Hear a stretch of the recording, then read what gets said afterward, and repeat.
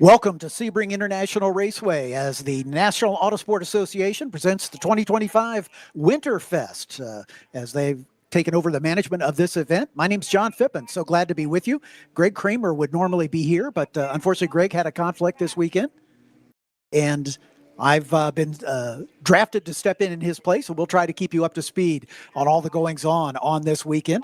Brendan Kazmarek alongside me, Jordan Worth, directing the proceedings here this weekend, as we have a black flag already as this qualifying session just now getting underway. And we understand we had a car with an off at turn one just as they were coming out of the pit lane. So don't know if a wheel came off or just what the problem was, or perhaps cold tires, but I understand we are under a black flag situation. We can see the flag marshal here directly in front of our commentary position. But this is a qualifying session to set the grid for this evening's or this afternoon's 90-minute Enduro. We have the majority of the cars from the Super Unlimited class, but we also have a couple Spec Miatas, some Super Touring 6, Super Touring 1, a number of Thunder Roadsters as well.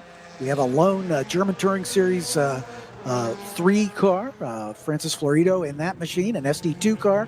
As we scan down the order, about a handful of American Irons, as some Ford Mustangs doing battle for this endurance race coming up this afternoon as well. But once again, 30 cars in total have turn times so far in testing so far today. So we'll check to see the list as the cars come around, seeing them in turn 14 just now. Bishop Bend, basically, coming down toward Le Mans, which leads on to the Ullman Straight, the long back straightaway, then into the very bumpy turn number 17. But we're bringing the cars right back into the pit lane as we have a car off at turn one, and we're going to need some time to get that car recovered.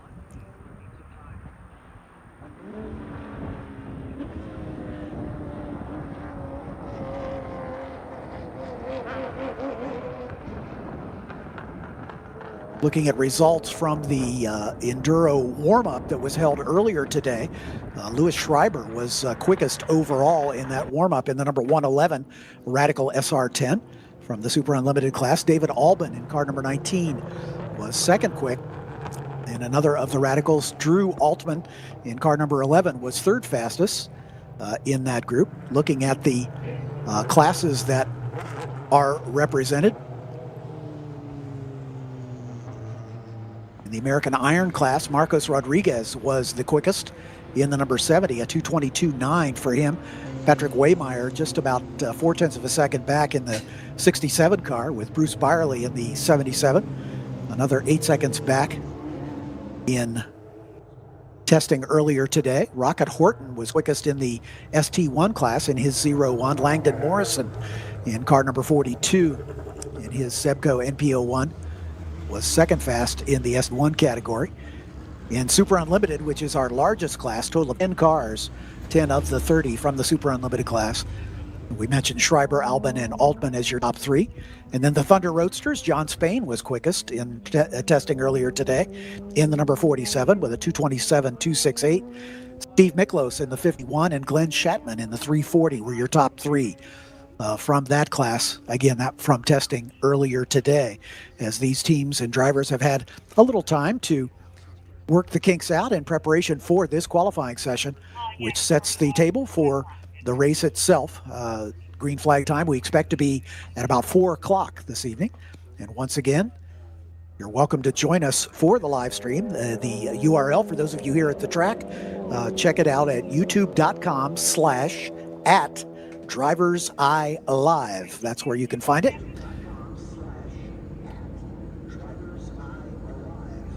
Just waiting on confirmation from race control that we've cleared the incident at turn one. The safety crew's working on that right now, as the last of the cars have made it into the pit lane, and they're lined up here on the grid waiting for the track to go green once again. This WinterFest, again, was under the auspices of the Porsche BMW Owners Club, PBOC, for a number of years, but NASA has taken over this event, and looking forward to a long tradition of NASA fielding this WinterFest event here at the legendary Sebring International Raceway. Great weather here today, partly cloudy. We've had sunshine pretty much all day, sort of gentle winds blowing out of the west, but other than that, it's been a beautiful day. Tomorrow, a little rain forecast, perhaps a scattered shower or two in the morning hours. But then Sunday, however, does not look as promising. As we understand, there is some rain in the forecast throughout the day on Sunday. So that will test these drivers in their wet weather driving skills, and the wet weather tires, of course, will come into play for that as well. See on your camera shot the scoring tower here at Sebring. We're on the third floor, just about where the O in mobile is in that scoring tower, overlooking the pit lane and the start-finish line here at Sebring.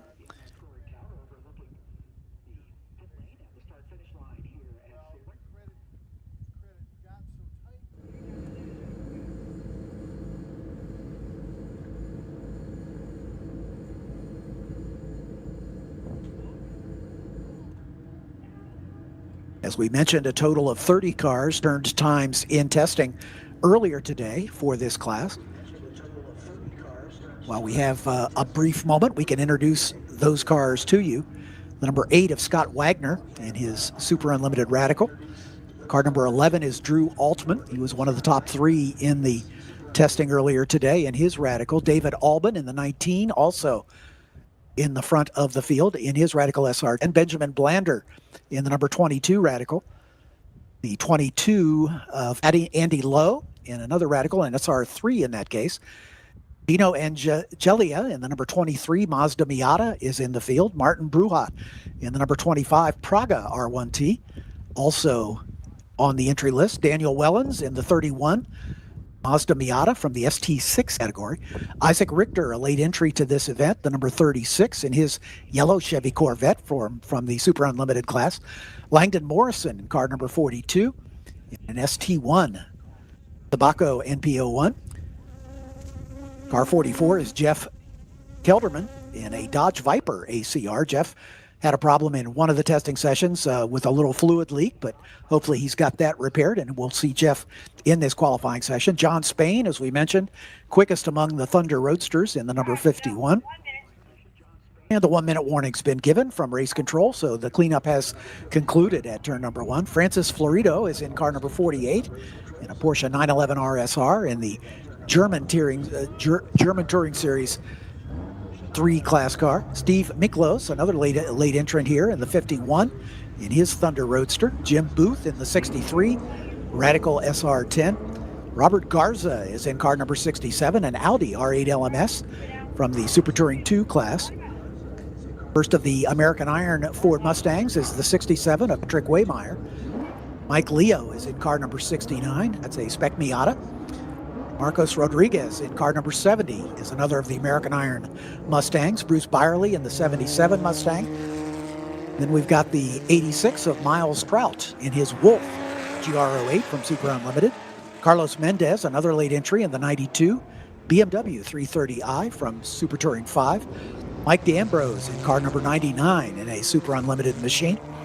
Luis Schreiber in car number 111, a Radical SR10, again, one of the quicker cars from the Super Unlimited class.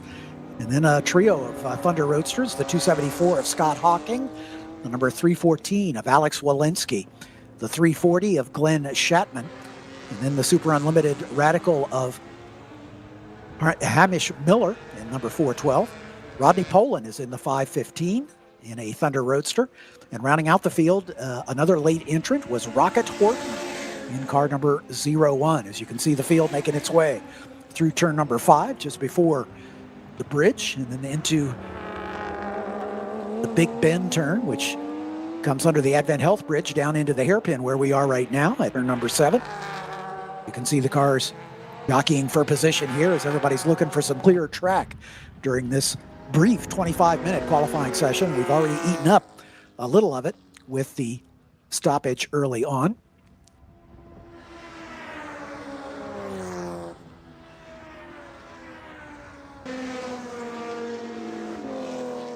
Turns 10 and 11 up in what they call Collier after the Fangio bends at 8 and 9.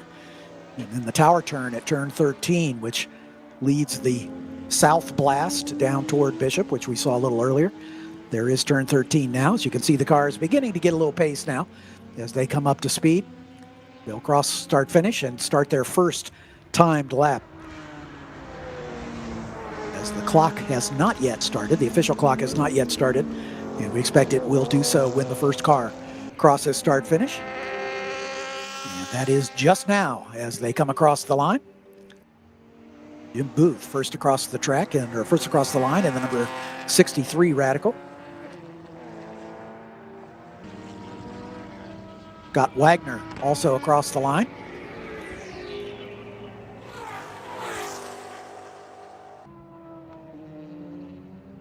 Great shot of the front straightaway here as the cars blast down into the very tricky turn 1, that sweeping left-hander.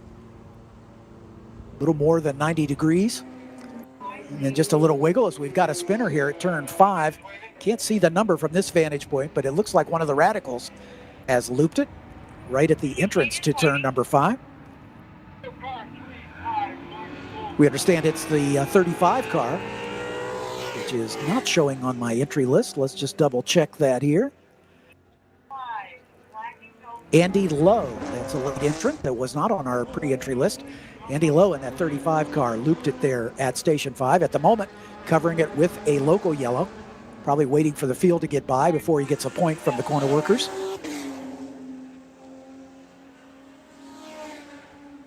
It looks like he may be sitting there for a bit. He's backed away from the track, so my guess is the car is running because he's backed away from the edge of the track, hopefully waiting for a point.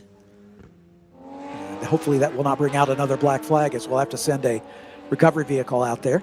But these cars still very much at speed coming down into the hairpin at turn 7. Yes, that car is moving. That's good news. So we'll be able to continue here as that number 35 of Andy Lowe making it back onto the track. Still waiting to complete our first lap. We'll have our first set of times for you as we're just about 2 minutes into this session. As we look forward to this 90-minute enduro, there is a mandatory 5-minute pit stop for all of these drivers. If they wish to refuel, the driver must be out of the car. And of course, the refueler and the fire extinguisher holder needs to be in fireproof gear. And that 5 minutes is tracked by timing and scoring, of course, and there are significant penalties for short pitting, which is, always the impetus for these drivers in these enduros to try to cut that 5 minutes as close to exactly 5 minutes as they can, so they lose no more time in the pits than absolutely necessary. But the reason there's a minimum time is to avoid any rushing. They don't want a hot pit stop, basically, as cars coming in and, teams rushing to get a driver change done, and as we do in professional racing, of course, and that is a safety factor for these endurance events under NASA sanction. As we've got a full course yellow now being shown on course.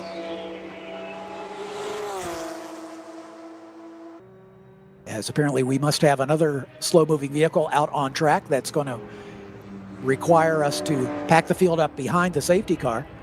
So far, somebody off, looks like at the outside of turn 16, leading on to the Ullman straightaway, through that little sequence known as Le Mans, 15 and 16, that little chicane that leads onto the Ullman straight. A car has overcooked it there.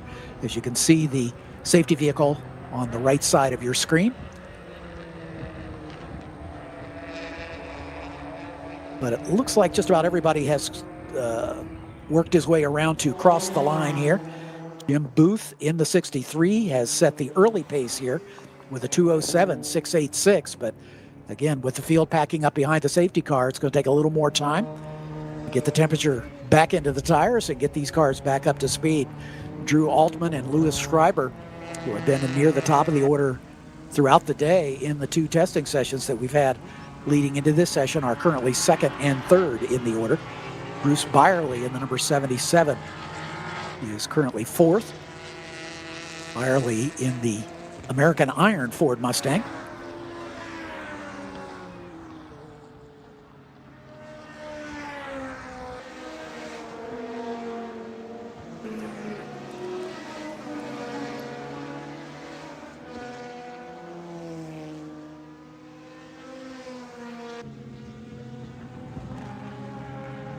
Carlos Mendez and Andy Lowe have not come by, so by process of elimination, I'm going to guess that Carlos Mendez is the car off there at the exit of turn 16. Andy Lowe, if you'll recall, had that spin at turn 5 in the early going, and he has yet to come by. And Carlos Mendez also has not, so we're guessing that that must be the car that's off there at the exit of turn 16. We're seeing the entrance to that turn right now. The incident would be off at the exit of turn 16 to camera left as you see it now. And yeah, the safety vehicle just now pulling back from the scene, so I'm guessing that they've got that car refired. So with a little bit of luck, we'll be able to get going green here shortly. And the yellows have been withdrawn. We are back underway, so we're back to full speed.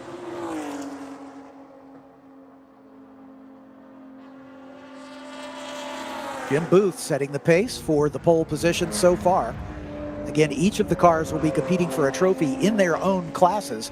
And as we said, multiple classes taking part in this course. I mean, we've got Super Unlimited cars, you know, lapping in the low 2 minutes, and alongside Spec Miatas and Super Touring 6 cars that are going to be significantly off the pace of those quickest cars, the prototypes, if you will. So it's obviously going to be contingent upon these drivers to keep their eyes in their mirrors if they're in some of the slower classes, and the faster cars will have to avoid gathering up the slower cars in the grill work as they work their way around the track for this 90-minute enduro.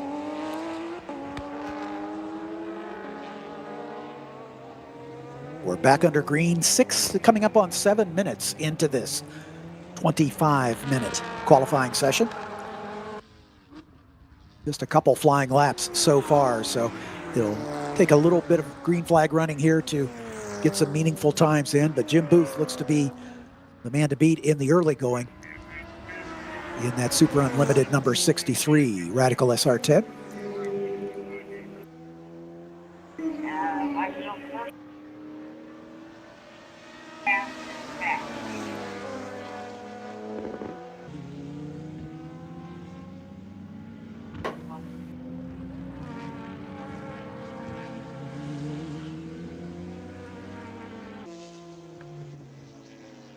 Looking at the second largest class with 6 entries is the Thunder Roadster class. John Spain, who has been quickest all weekend long so far, all day long, should we say, in that number 47 car, is currently quickest. Alex Walensky in the 171, second fast among the Thunder Roadsters, as one of them goes by our camera vantage point right now. Just about 5 seconds behind Spain's time at a 2:35.9. Rodney Poland in the 5:15 is third quick amongst the Thunder Roadsters. For those of you unfamiliar with Sebring, it is right adjacent to the Sebring Airport. In fact, much of the original track configuration run on airport runways. So you will occasionally see in the background aircraft of various sizes coming in for a landing or getting ready to take off, as the Sebring runway is just outside the racetrack here.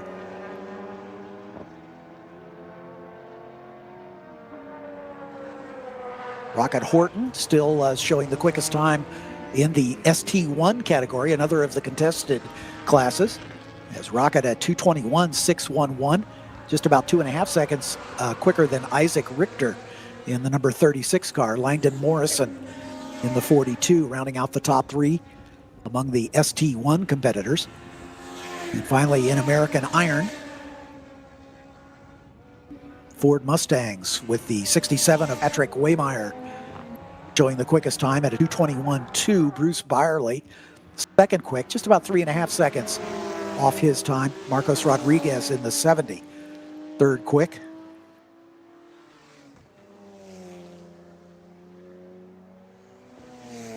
But Jim Booth continues to show the way in the number 63 with about a 1.6 second advantage over Scott Wagner in the 8 car, with David Albin in the 19.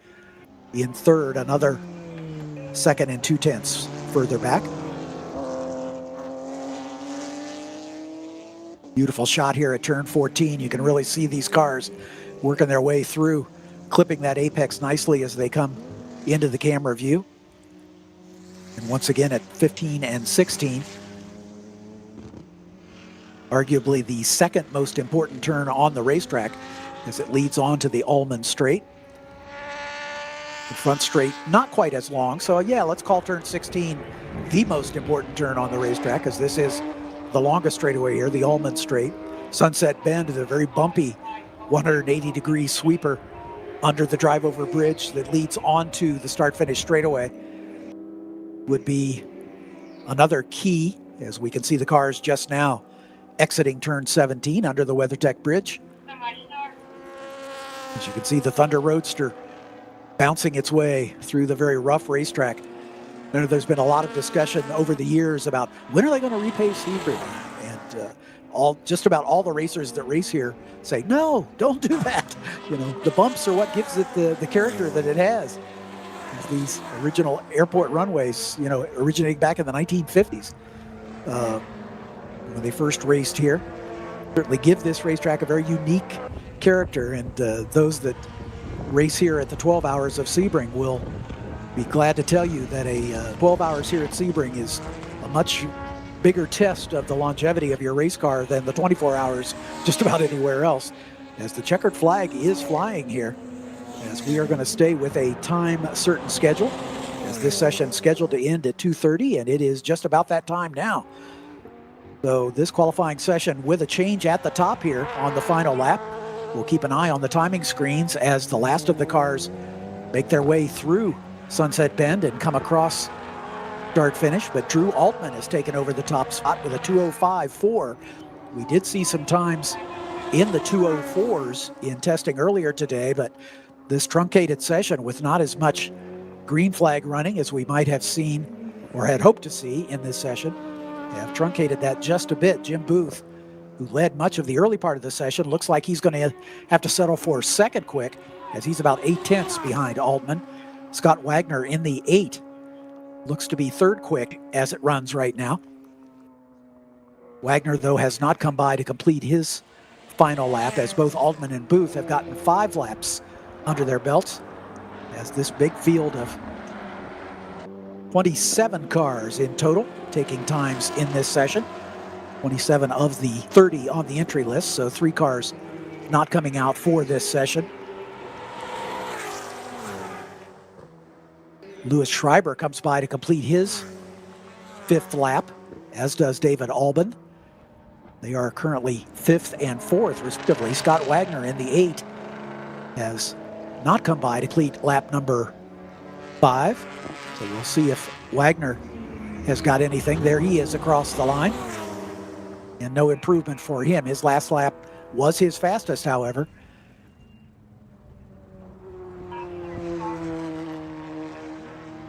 Looks like the last gaggle of cars making their way through turn 17 and coming to start finish. And we should be able to do a full field rundown. And we apologize. Normally we would have the live timing results on screen, but we're hoping to have that for you by race time this afternoon.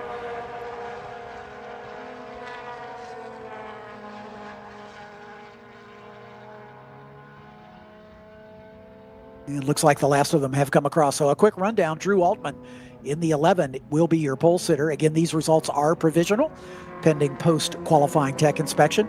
Jim Booth in second spot in the number 63, row 2. We'll have the 8 of Scott Wagner and the 19 of David Albin. Row 3, the 111 of Louis Schreiber and the 25 of Martin Bruhat. Row 4 will have the 22 of Benjamin Blander and the 99 of Mike D'Ambrose. And row 5 will have the 86 of Miles Kraut and the 01 of Rocket Horton. In row 6, the 67 of Patrick Waymeyer and the 67 of Robert Garza. In row 7, the 77 of Bruce Byerly and the 36 of Isaac Richter. In row 8, car 70 is Marcos Rodriguez and the 42 of Langdon Morrison alongside. In row 9, the 340 of Glenn Shatman and the 171 of Alex Walensky. In row 10, the 412 of Hamish Miller and the 35 of Andy Lowe. In row 11, the 47 of John Spain and the 274 of Scott Hawking. In row 12, the 515 of Rodney Poland and the 92 of Carlos Mendez. In row 13, the 51 of Steve Miklos and the 31 of Daniel Wellens. And rounding out the field is the number 23 of Gino Angela, who will start alone in row 14. So that'll put a period on this brief but action-packed qualifying session for our Enduro coming up this afternoon. Join us again on DriverSeye Live at 4 p.m. this afternoon for the 90-minute Enduro, running right up to 5:30, and the sun will be low in the sky by the end of that one, I can assure you. We'll be with you all weekend long as we've got a full spate of sprint races throughout the course of the weekend, tomorrow and Sunday. So on behalf of Jordan McWirth and Brendan Kazmarek, I'm John Fippin. Thank you for being with us. We'll see you in a couple hours at 4 o'clock for the 90-minute Enduro, all part of the 2025 WinterFest under the auspices of the National Autosport Association. See you in a bit.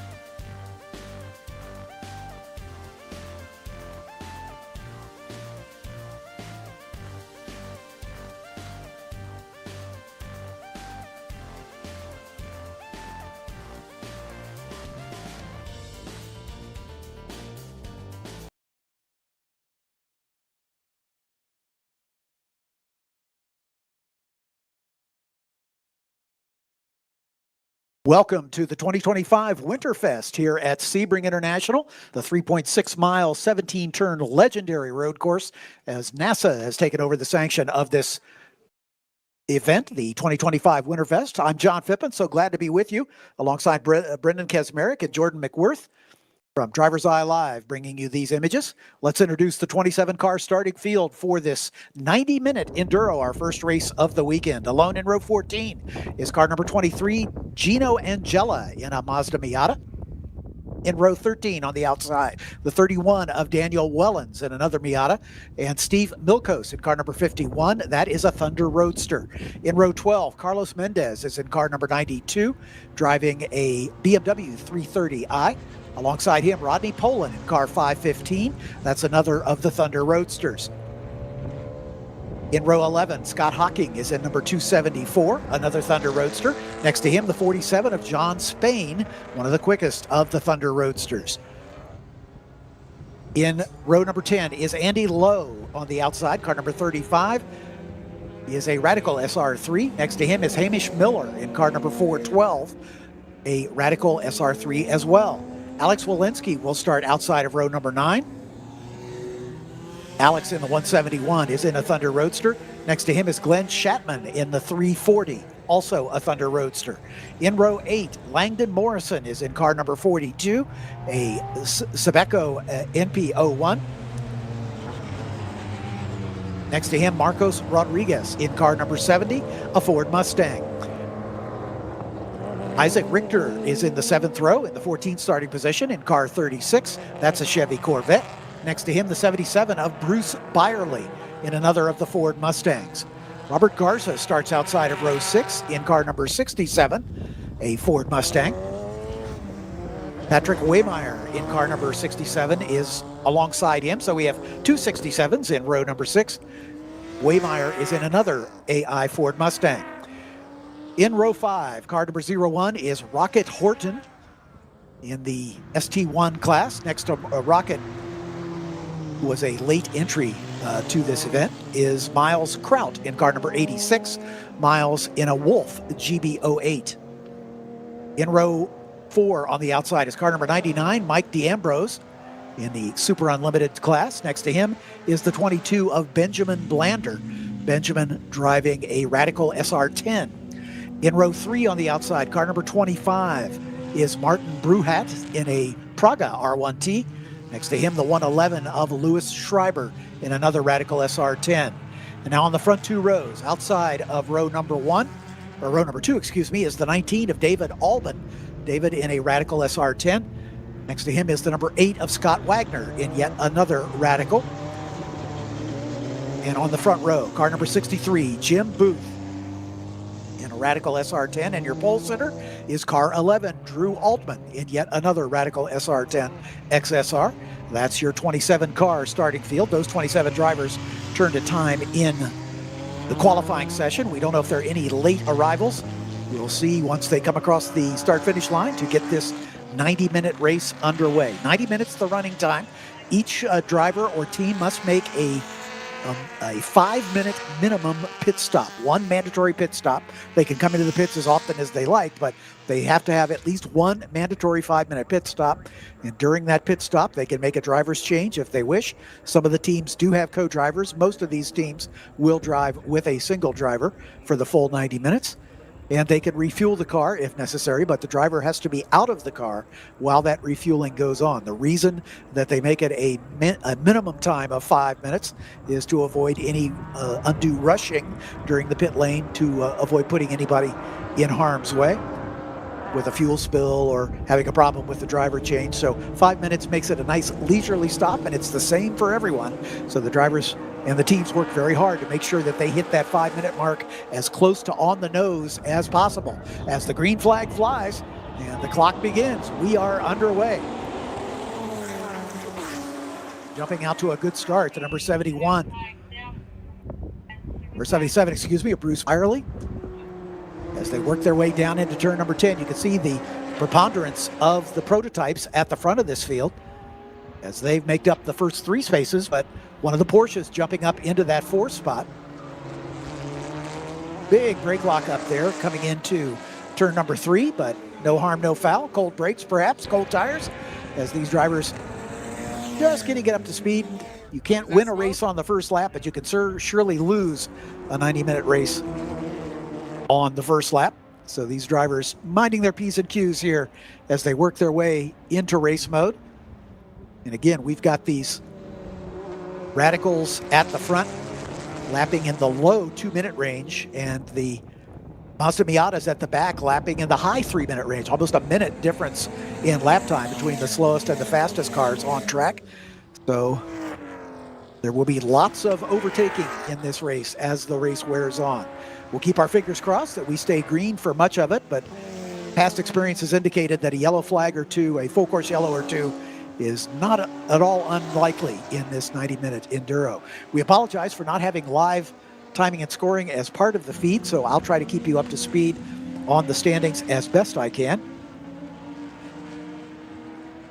As we have a scoring monitor here, but unfortunately, due to a software incompatibility, we're not able to provide that for you on the live stream for this event. As the field now strung out pretty much single file as we see turn 16, 15 into 16, the final turn onto the long Allman Straight, the back straight here at Sebring. 3.6 miles, 17 turns for this legendary racetrack, built on the remnants of an airport. In fact, there is still a working airport just off to the left of the camera angle you're seeing right now. So don't be alarmed if you see a small private plane or even what appears to be a jetliner on those runways. The camera foreshortening can sort of give you the false impression that there's an airplane on the racetrack, but not the case, obviously. As these cars coming across the line to complete the first racing lap of this 90-minute Enduro.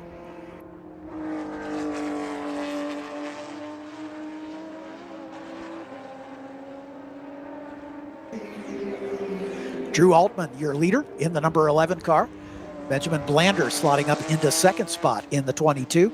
Martin Bruhat up into third in the number 25. Rocket Horton, who was a late entry, not on the pre-entry list, and Rocket just coming in the second test session and qualified well and has already moved up several spots. He's up into fourth position right now. Miles Kraut rounds out the top 5 in the 86 car. Patrick Waymeyer in the 67, Bruce Byerly in the 77, Mike D'Ambrose, another late entry, and Marcos Rodriguez 8th and 9th, with Alex Walensky in the 171 moving up into the 10th position. These cars all competing within their own classes. As we can break it down by class, the biggest group of cars are from the NASA Super Unlimited class.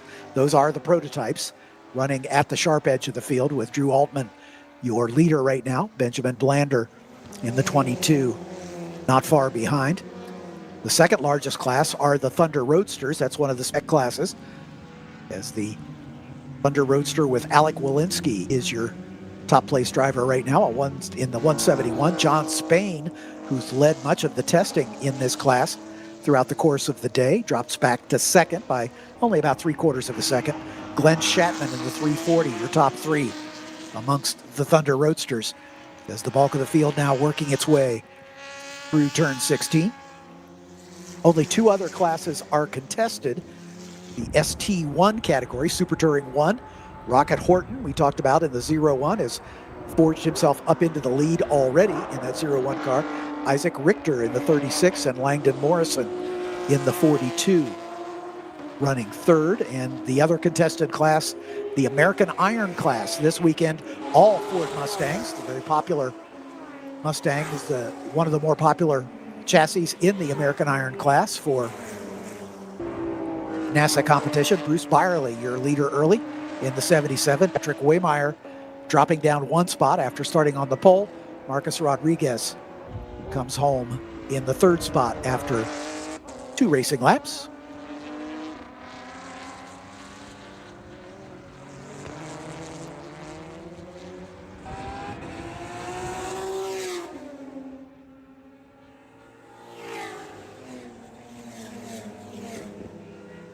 Isaac Richter in that yellow Chevy Corvette, up in the thick of the battle near the front.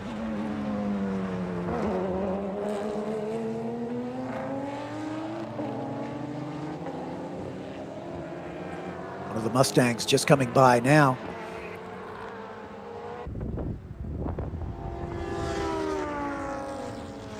We're working our way through turn 9, the section of the track known as Fangio, turns 8 and 9.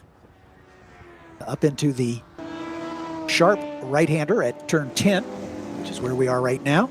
Collier is turn 10 in the distance with turn 11 right behind it. And then a little short squiggle through turns 12 and 13. Turn 13 we're seeing right now, which turns the track south, weaves its way through Bishop and then the Le Mans sequence. They work their way, there's Bishop right now as they work their way down toward the all-important Le Mans corner, and here it is. Turn 16 brings the field back onto the back straightaway.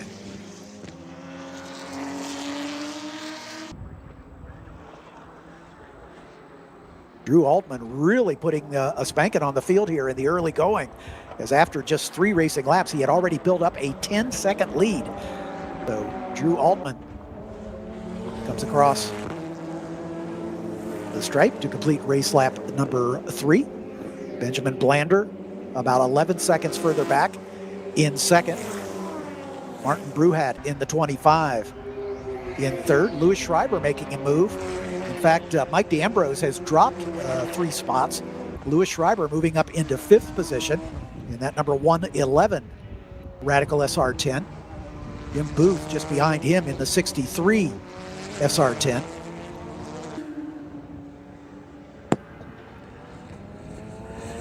Miles Kraut in the 86, the Wolf GBO8, black and red, up in the thick of the Radicals at front of this field. David Albin running 7th, just behind Jim Booth. That's a close battle at the line. They were separated by about 1/10 of a second, so that's a good battle for 6th and 7th between the 63 of Booth and the black and silver Radical and the 19 of Albin, the black Radical. That battle just passing our vantage point here at turn 10.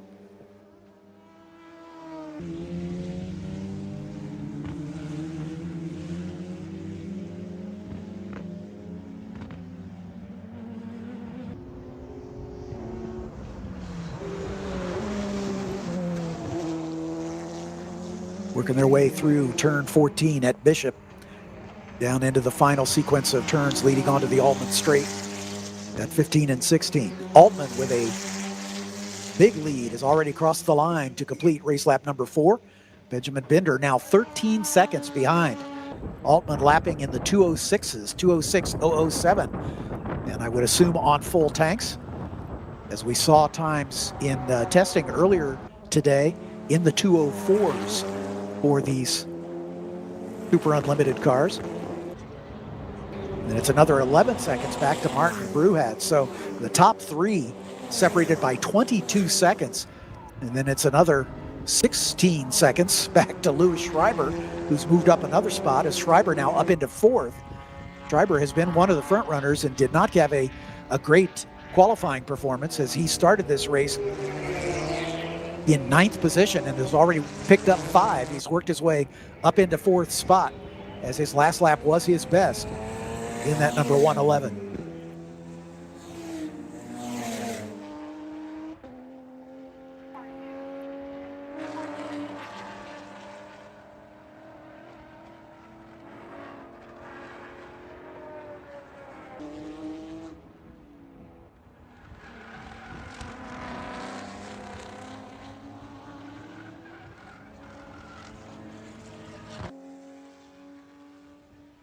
Good battle here between a couple of the Mustangs, as the American Iron class, with 3 cars running pretty much nose to tail in the order.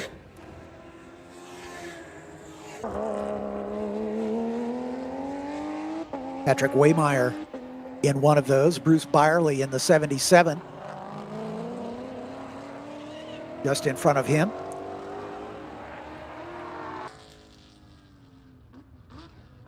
That battle side by side as they come into turn number 9. Great side-by-side action here. Still side-by-side as they make their way up toward Collier.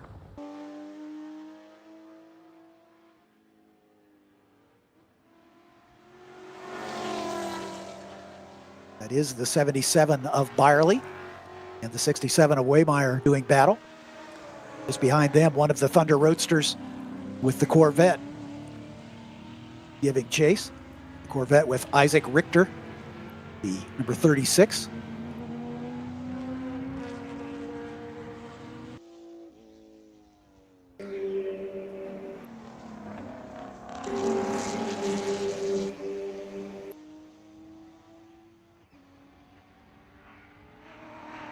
American Iron class leaders, top 3 running pretty much together in the serial.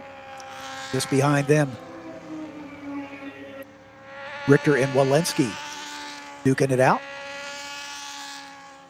Don Spain just behind them, and one of the Thunder Roadsters, the 47.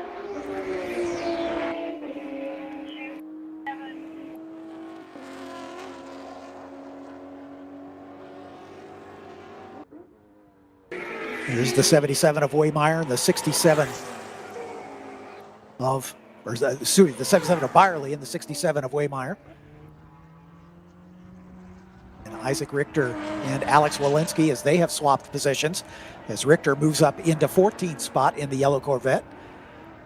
Richter just behind him in the 36, or excuse me, Walensky just behind him in the 171. Richter taking over that 14th position. Now he's got his sights set on Marcos Rodriguez in the number 70 American Iron Ford Mustang.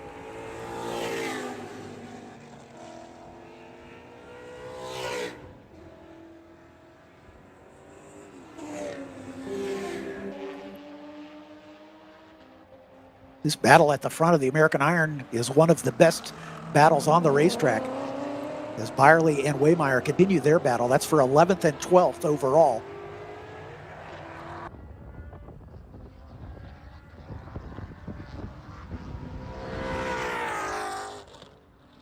Marcos Rodriguez in the white Ford Mustang dropping back. Oh, getting a little tail happy is Byerly as he works his way through turns 10 and 11. 71 just behind him of Rodriguez.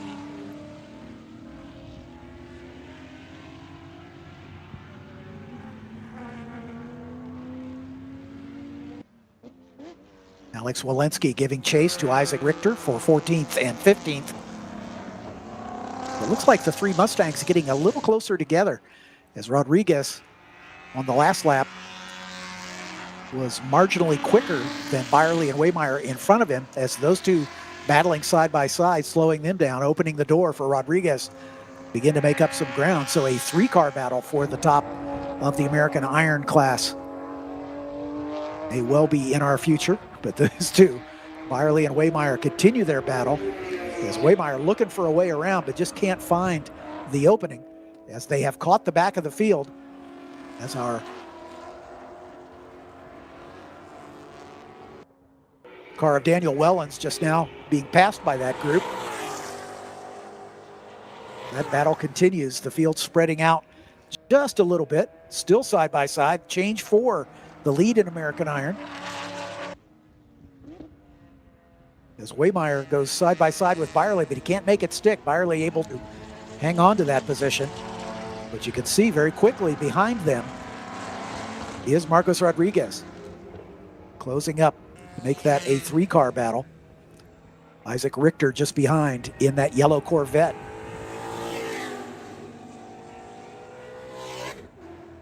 Also appears to be closing down, checking lap times. Rodriguez was running about almost a full second quicker than Waymeyer in front of him. So watch for him to continue to close down. Richter also was faster than the 3 of them. So the Corvette coming on song here in the early going. We're about 15 minutes into this 90-minute event as this battle for the lead in American Iron working its way through traffic. Traffic will be a factor the rest of the way. This battle we've been talking about is for 11th and 12th overall. You can see one of the Miatas stuck in the middle of that battle, but running their own race. They're in a different class.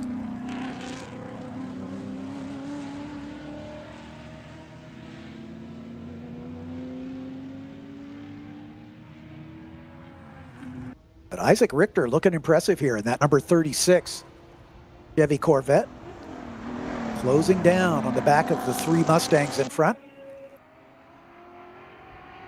At the top of the order, Drew Altman with a huge lead, almost 20 seconds, 19.8 seconds, the interval between first and second. Altman in the 11, Benjamin Blander in the 22.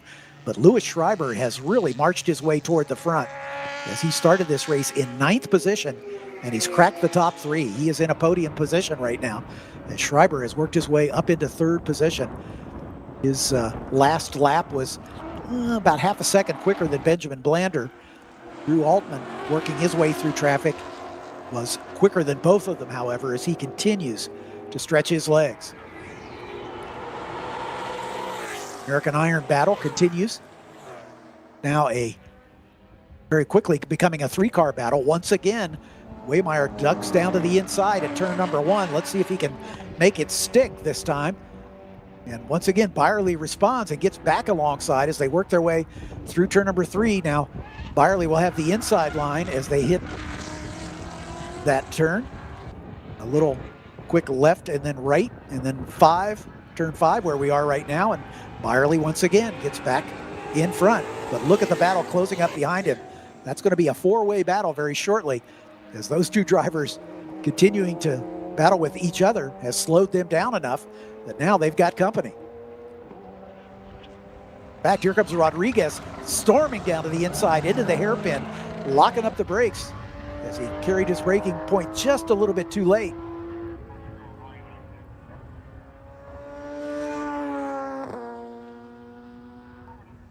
And he is now up into 2nd spot. So Waymeyer now drops back to 3rd in that group. And the Corvette of Richter right on their tail.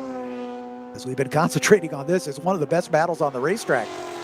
As now they're side by side with Waymeyer and Rodriguez, with Byerly grinning a little bit under his crash helmet because he sees those two going side by side, may give him just a little bit of breathing room as Waymeyer gets a little tail happy.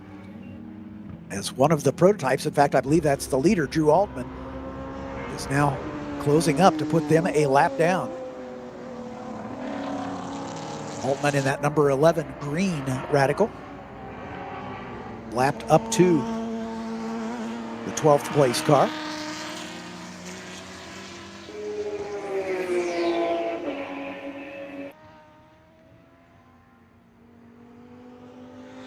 Alex Walensky in the 171.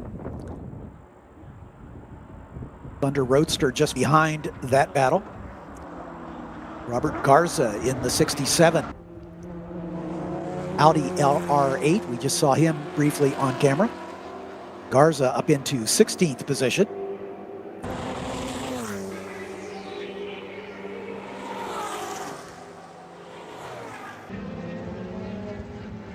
And here comes Richter once again, as it looks like the 70 car, which Marcus Rodriguez looked to be challenging those top 3, has now lost that position and has fallen back behind the Corvette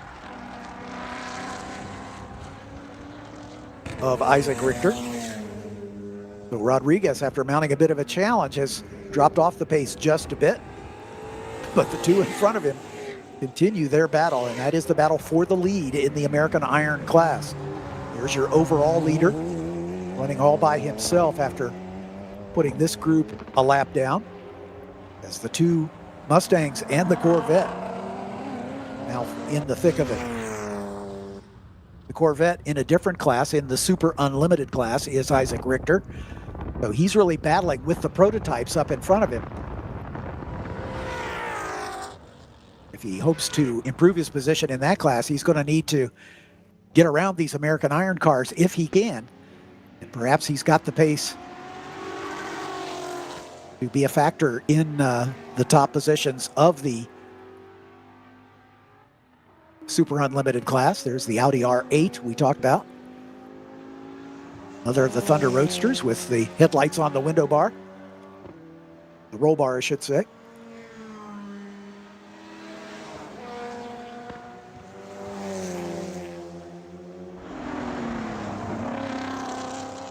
Just about 21 minutes into the race now.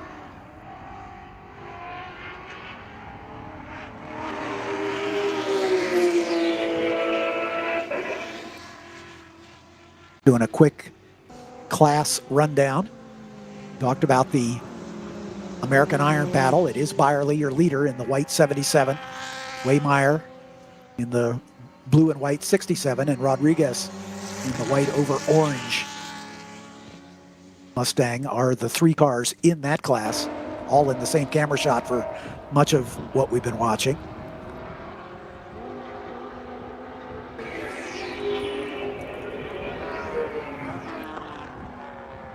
I think our entry list was mistaken. Isaac Richter, I mistakenly said, was in the Super Unlimited class. That is not the case. He is in ST1. So my bad.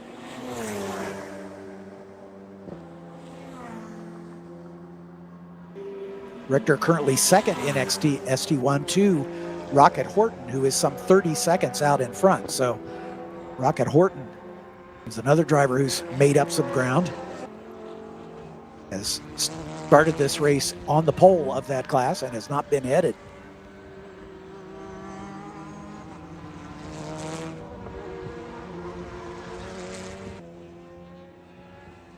In the Super Unlimited class, Drew Altman, your leader, and overall by a large margin over Benjamin Blander. Almost 27 seconds is the lead interval now between those two after just 10 laps. So that translates to, if my math is correct, about 2.7 seconds a lap faster is Drew Altman than Benjamin Blander. Louis Schreiber, as we said, with a great start, back in 9th at the drop of the green, has moved up into 3rd in that class. Jim Booth and Scott Wagner have both moved up a spot, as David Albin has dropped back to 6th in class in the 19 car. But Albin's last lap was the fast lap of the race at a 2:04.937. Or his best lap was a 2:04.937, but he is in the pits right now. So Albin is the first of our front runners making his mandatory pit stop. Unfortunately, we don't have a good view of the entire pit lane, so I can't see if he's still on the pit lane. He's shown on the scoring monitor as being in the pits right now. So my guess is Albin is taking his 5-minute stop at this point.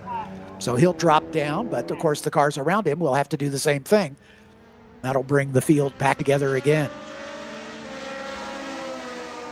Good battle amongst the Thunder Roadsters as well.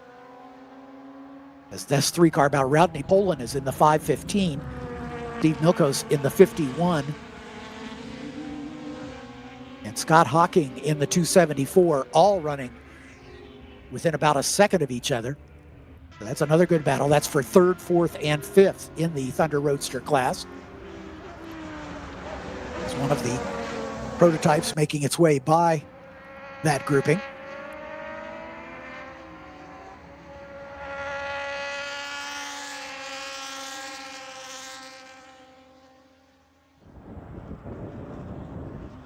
Down the Allman Straight they come. The prototype pops out to move around the Roadster battle and continues.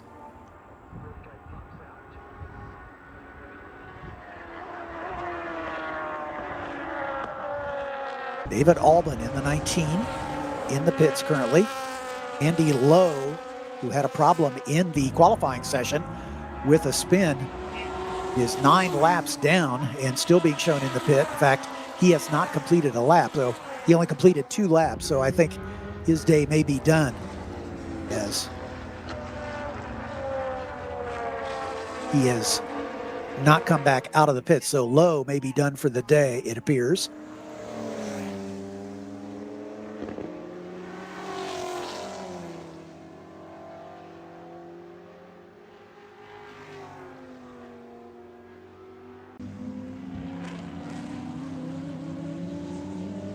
We reprise our American Iron battle as it continues. Byerly and Waymeyer have now dropped Rodriguez, and they've got some traffic in between them. There's Byerly in the white 77 with a prototype in between he and Patrick Waymeyer. And then there's the Audi R8, which has moved around Marcos Rodriguez, who is lapping about 3 seconds off his best lap. So makes me wonder, Rodriguez had such great pace early on, running down those two, and now he's a bit off that pace. His last lap was a 2:25 compared to his best lap of a 2:22.4. So Rodriguez not quite with the same pace, but he can afford to stay where he is. He's third in class, but that means last amongst the American Iron, but it's still a podium.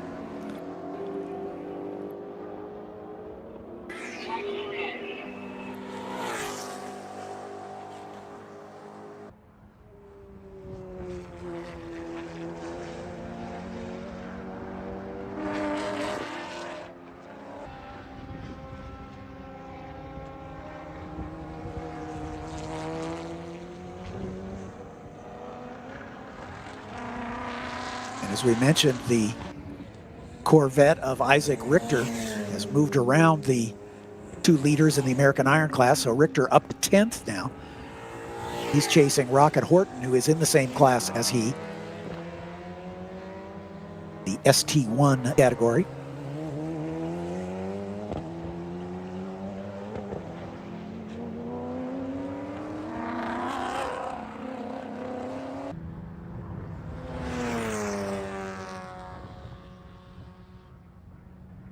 Keep an eye on Richter's lap times.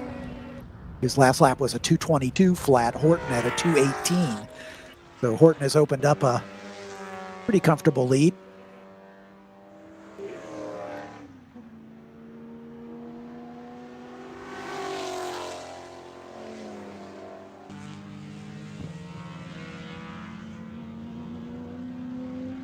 Drew Altman just really pulling away from the rest of the field.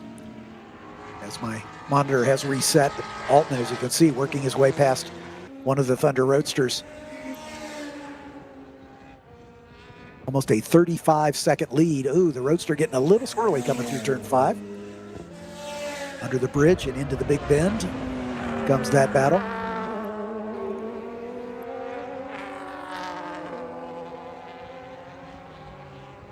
There's your overall leader, the 11 of Drew Altman. He continues to work his way through traffic.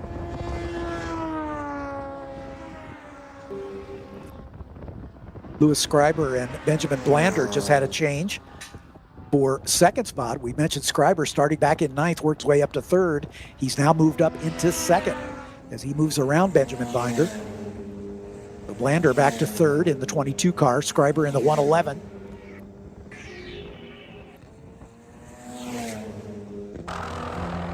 Schreiber's last lap, a 2:08.2. Blander's last lap, a 2:10.4.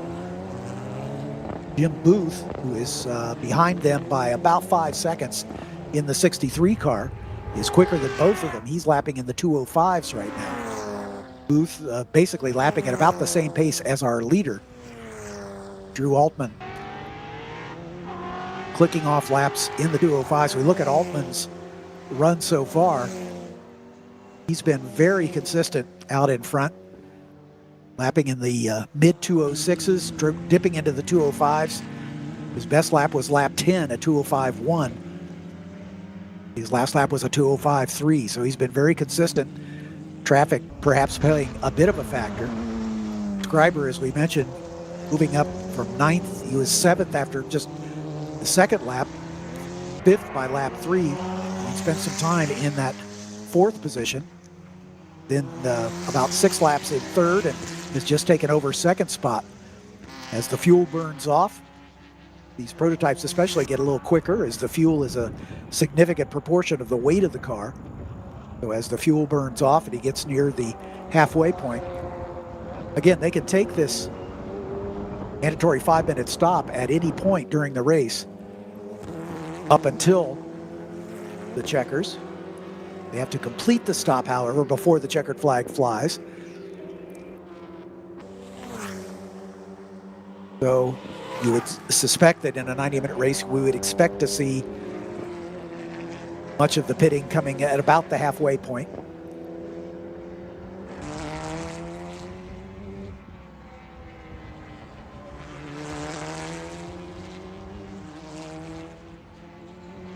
Scott Wagner has moved up another spot as he was able to make a pass on Jim Booth to take over 4th position. Wagner in the number 8.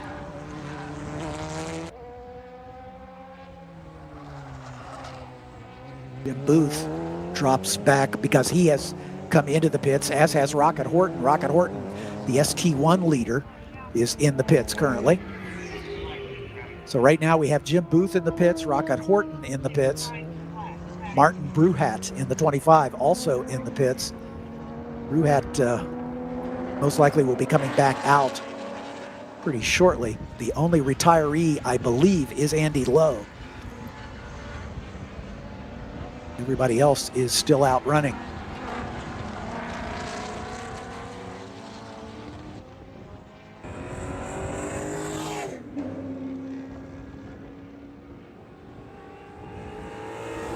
Robert Garcia in the Audi R8. Or Garza, excuse me, in the Audi R8. Worked his way up into 10th position. That's another of the one of the ST2 classes. In fact, the only ST2 car in the field.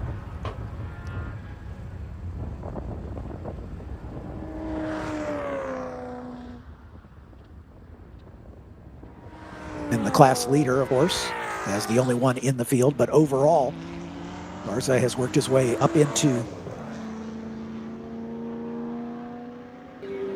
now 9th position as he has passed Bruce Byerly.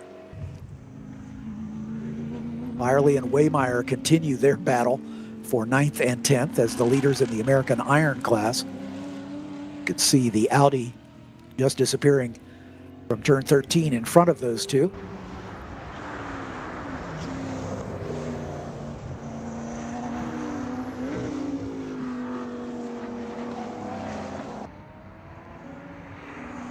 So Jim Booth, the highest placed driver to take his pit stop, out of 5th position.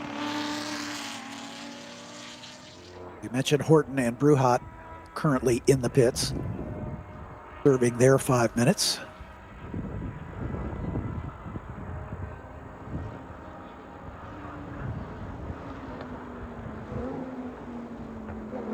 And here's that American Iron battle continuing as Byerly and Waymeyer can't seem to get away from each other, having a great battle as they bounce their way through turn 17 and onto the front straightaway.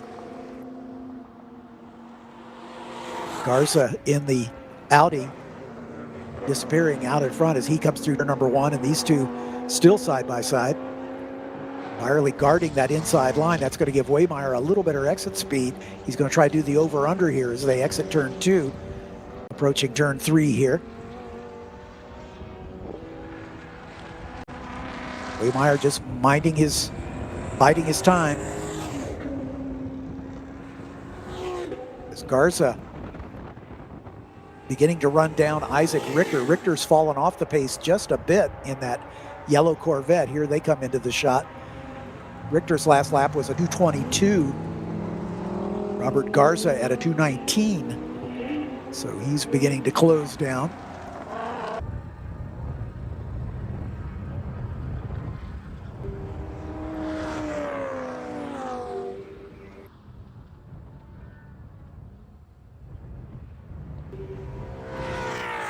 Jim Booth serving his 5 minutes pit stop, working his way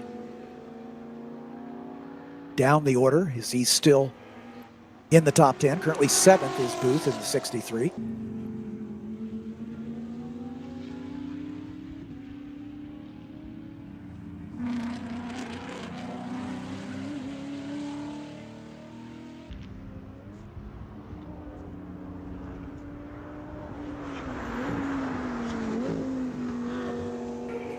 And trouble for the SE1 leader, the 0-1 of Rocket Horton. Was in the pits and looked like he was in for his mandatory stop, but we're getting word from race control that he has retired to the paddock. So The 0-1 no longer a factor. That will move Isaac Richter into the lead in ST1, as he's the lone survivor of that group.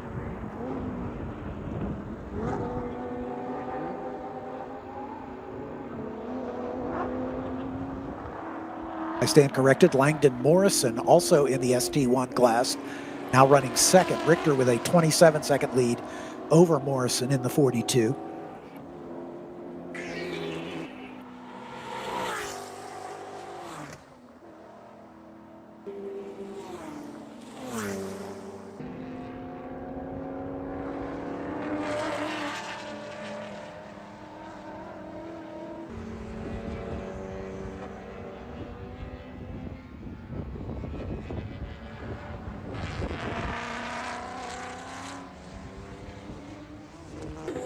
Byerly and Waymeyer continuing their battle. Oh, Waymeyer getting a little squirrely. His last lap was a 2:24.8. His best lap almost 2 seconds quicker, a 2:22.1. So a little traffic, I'm sure, creating some inconsistency in his lap times.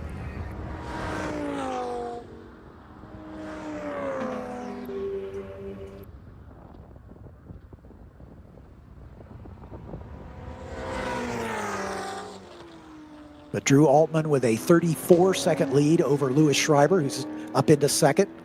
Benjamin Blander, a further 8 seconds back, 42 behind the leader. Scott Wagner, another 9 seconds back, 51 behind the leader. Miles Kraut in fifth in the Super Unlimited class. Just waiting for him to come across the line. We can update his interval.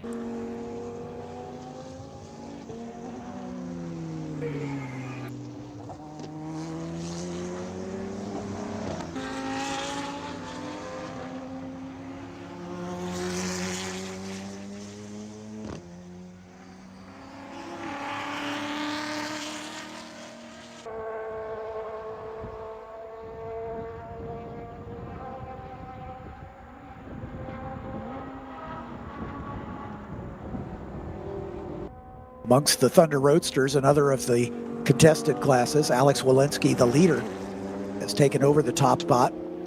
John Spain in the 47 is second. Scott Hocking in the 274 in third.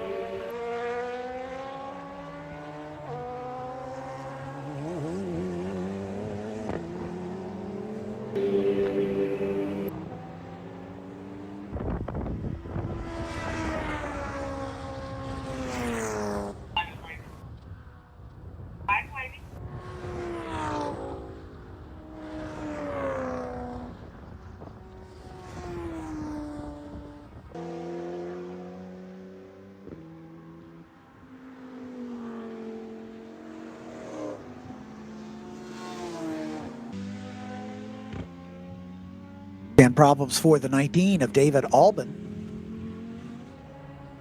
as he had an off at turn 5.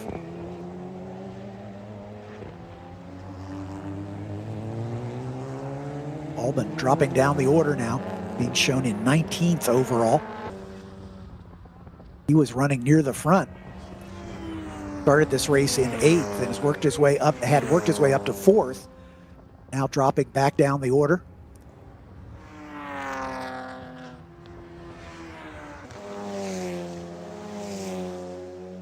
As we're about 40 minutes into this 90-minute race, so approaching the halfway point.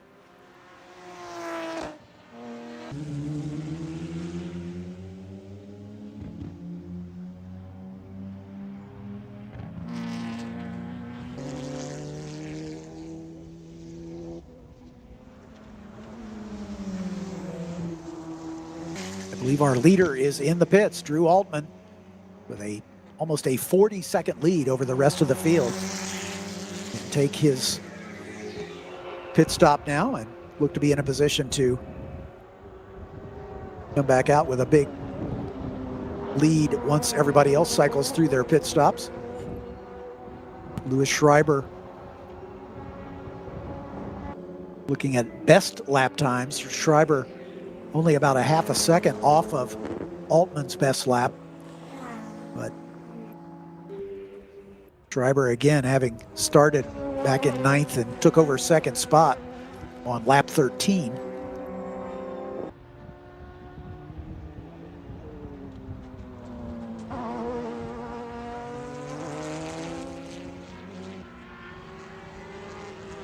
Got Wagner also into the pits now in the number 8 Radical SR10.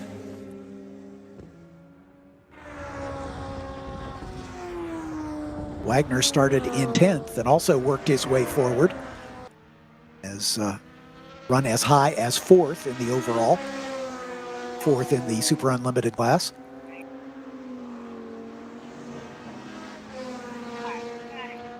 And Wagner apparently with an issue, as he is retired and heading back to the paddock. So the 8 of Wagner dropped by the wayside as well. Patrick Waymeyer, who we've been covering or watching for much of this race, his battle with Bruce Byerly. Waymeyer is in the pits now, I assume serving his 5-minute stop.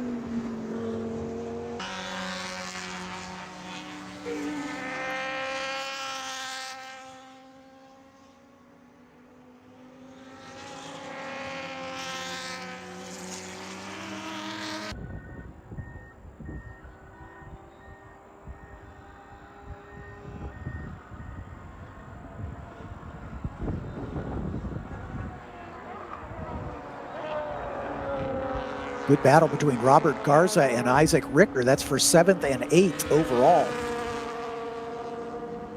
They're right at the tail of the prototype wave in front of them.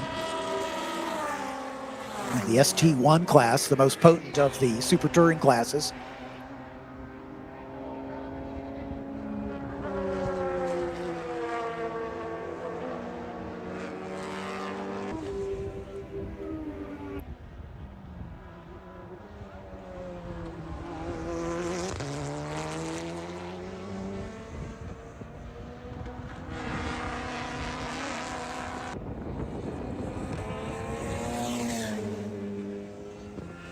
So our leader in the pits currently, as both Schreiber and Blander have moved around Drew Altman in the number 11, Schreiber in the 111, Blander in the 22. Those two separated by about 11 seconds right now. They work race lap 21.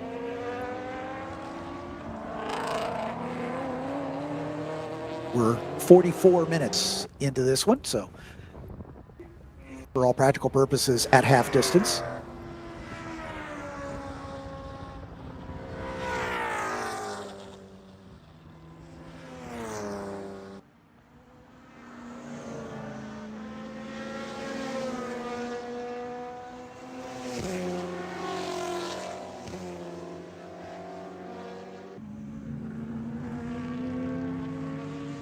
Robert Garza dropping down the order in that Audi R8.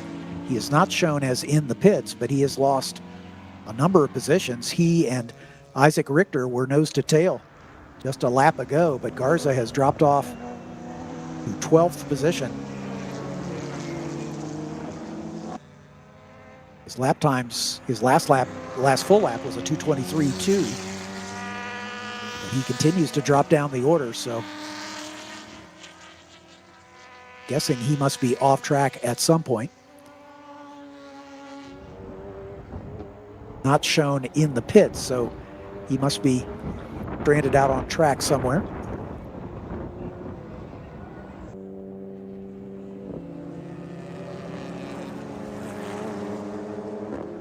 Just past halfway now, 45 minutes and 19 seconds into this 90-minute race. As Isaac Richter in that yellow Corvette continues to battle through traffic. Bruce Byerly, who has led American Iron for much of this race, in fact, may have led it the entire way. Started in second and lost the lead by 0.03 of a second on lap 14, but is now stretching his advantage as 67 of Patrick Waymeyer pulled in to make his pit stop. Alex Walensky also in the pits currently in the 171 Thunder Roadster. Walensky has led that class since the beginning, so the leaders of Thunder Roadster and the overall and Super Unlimited leader both in the pits at this point.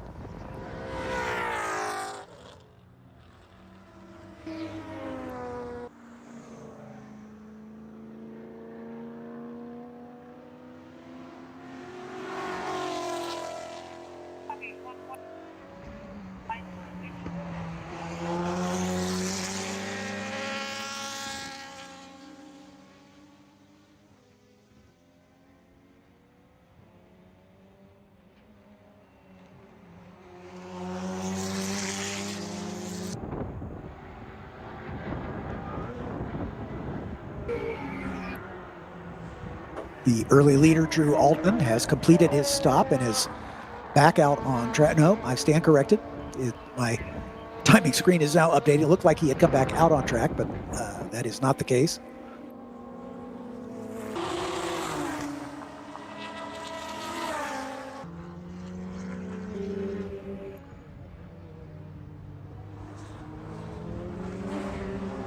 Patrick Waymeyer has completed his stop. He's back out on track.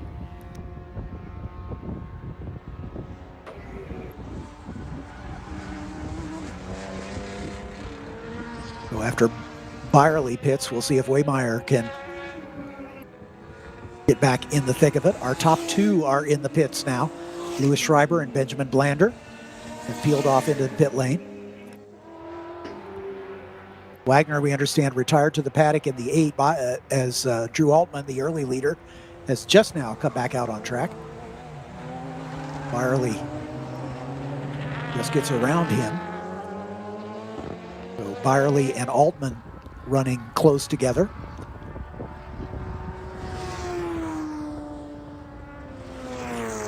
Altman just coming back out of pits from a commanding lead, but again, second and third prior to his stop have pulled into the pits as well. Miles Kraut, now the highest placed driver who has yet pit in the number 86. Wolf, GR08.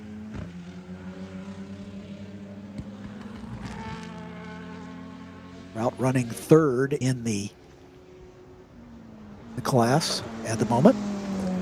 Mike D'Ambrose also has yet to pit in the number 99.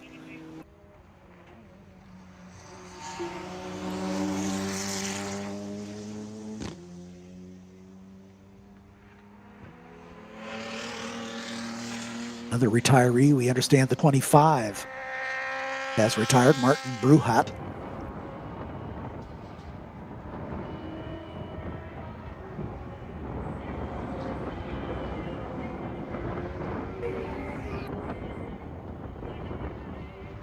Jim Booth apparently has retired as well, as he is well down the order. The number 63. Rocket Horton and Martin Bruhat also out of the race, as is Andy Lowe. Glenn Shatman in the number 340 still being shown in class, running third right now in his class, the 340 Thunder Roadster, so third amongst the Roadsters.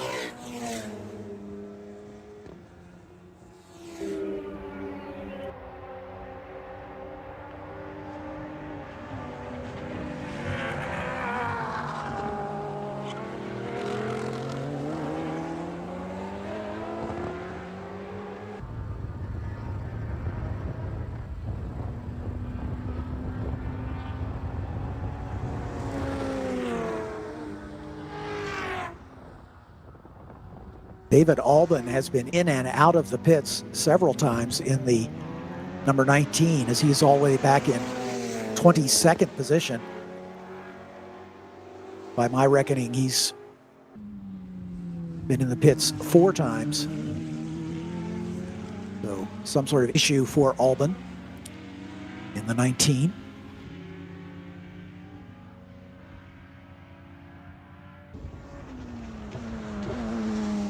The early leader, Drew Altman, has begun to work his way back up the order. He's a lap down to the lead of the race, but continues to lap in the low 2-minute range. 2:06.7 was his last lap, as he has just come out of the pits after completing his stop. So as the cars pit in front of him, he most likely will regain that huge lead that he built up, almost a 40-second lead before taking his pit stop.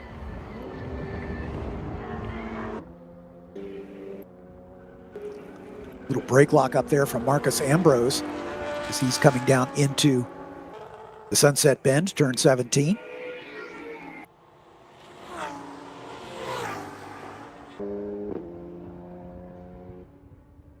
Miles Kraut now takes over the lead of the race in the number 86. Wolf, GR08, he has yet to pit.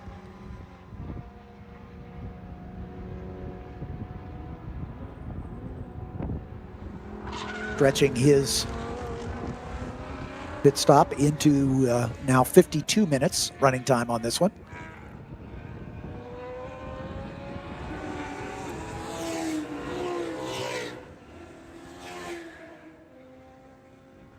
So Kraut will need to make his call to the pits. Mike D'Ambrose in the same situation in the 99 car, has yet to pit. Louis Schreiber and Benjamin Blander in the 111 and the 22 respectively are currently in the pits serving their 5-minute pit stop. Drew Altman is the highest placed driver who has pitted in the number 11. He is currently 5th in the overall,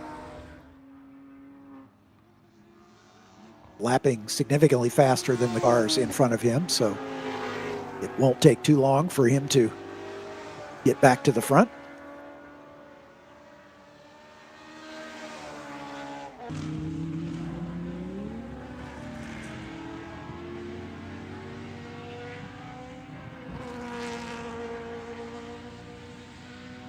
Scott Hocking is currently the leader, being shown the leader in the Thunder Roadster class, but Hocking has not yet pitted.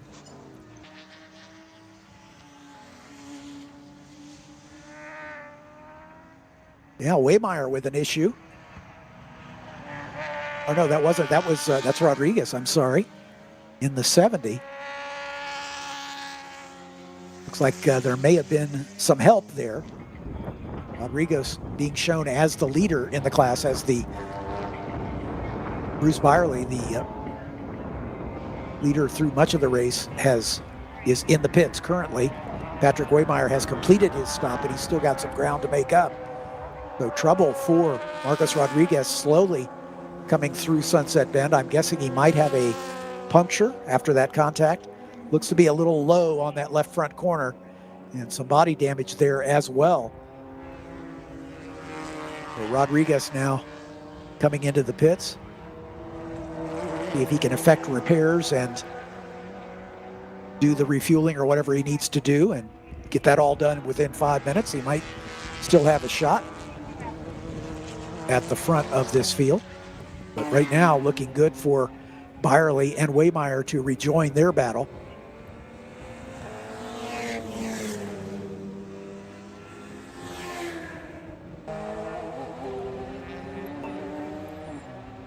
Waymeyer has pitted. Byerly is in the pits currently. We're now 55 minutes into this one, approaching the first hour. So 35 minutes still remain.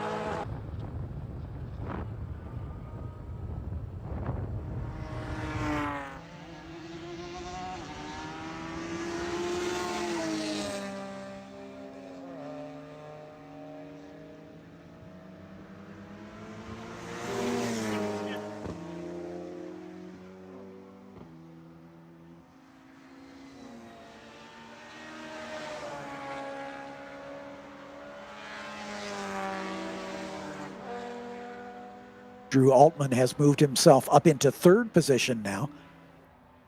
There's only two cars in front of him that have yet to pit, Mike D'Ambrose and Miles Kraut.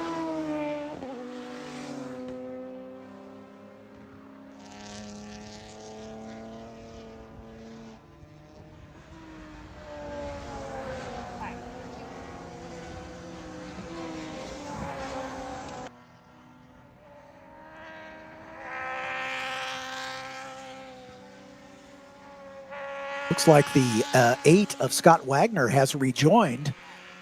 He headed back to the paddock, but apparently was able to effect repairs there and has come back out on track.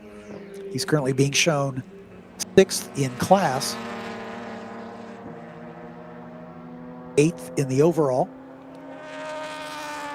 So we'll see if Scott Wagner can work his way back forward after something in excess of a 5-minute pit stop after a call to the paddock.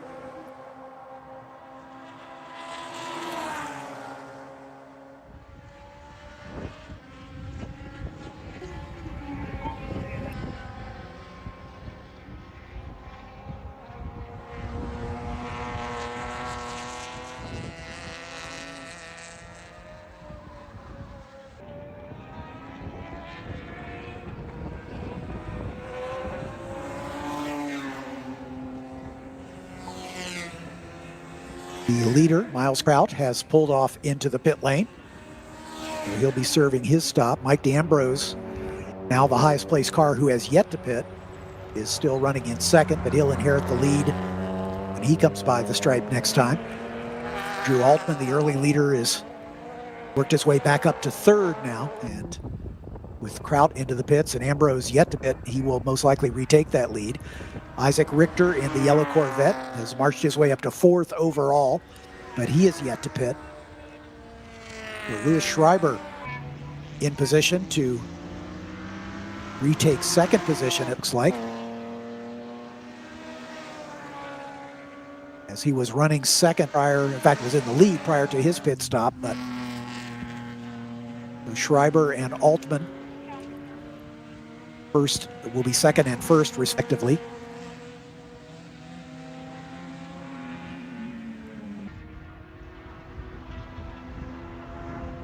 Hamish Miller in the 412, also in the pits currently, and one of the radicals.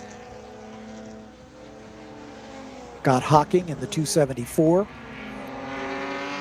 another of the Thunder Roadsters currently in the pits, serving his 5-minute minimum stop.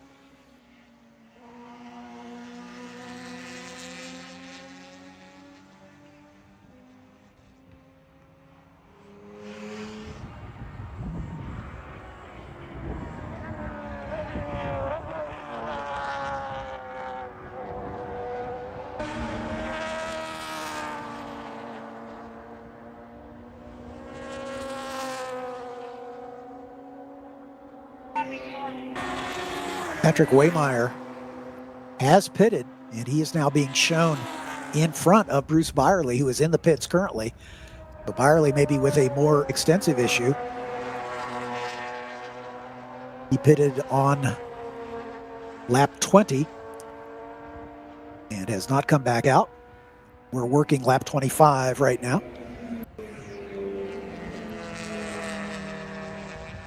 It may be that Waymeyer, after battling with Byerly for much of this race, is going to inherit the lead, as Byerly has now come back out of the pits, but 11 minutes in the pits, so more than double the required time. So an issue of some kind for the American Iron leader. It looks like Waymeyer may have what it takes to take that class win. We're into the final 30 minutes now, just passing 1 hour.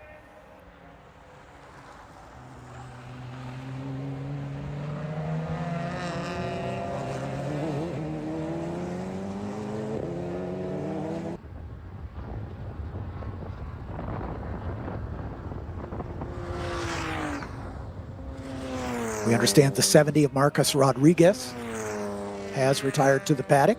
Don't know if he'll come back out, but He is no longer on the pit lane.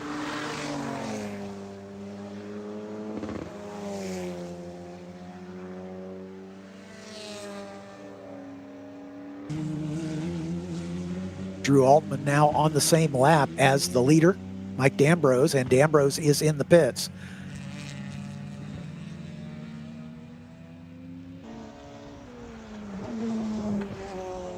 Well, Isaac Richter in the Corvette, currently being shown fourth overall, but two of the cars in front of him are in the pits, so he will most likely move up into second overall, as Drew Altman is now on the same lap as D'Ambrose. And Altman will retake the lead when he comes back across the line for lap 27.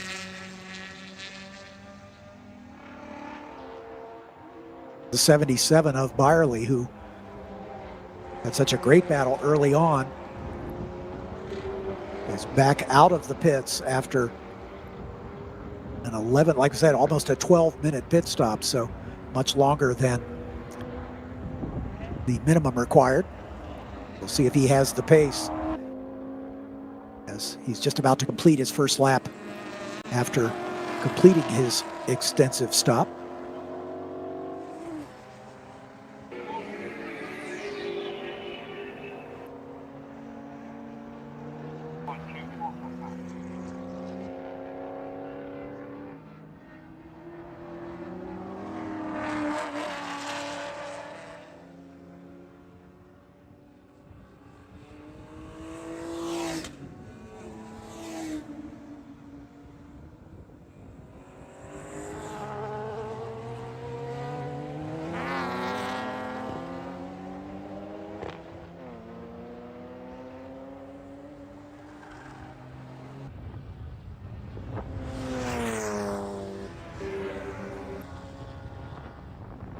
Drew Altman has now officially retaken the lead of the race after completing his stop,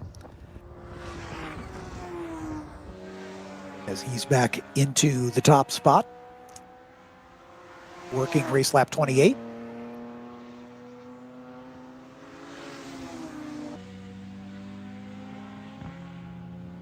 Isaac Richter in the Corvette, still the highest placed driver who has yet to pit. Currently being scored in fourth position.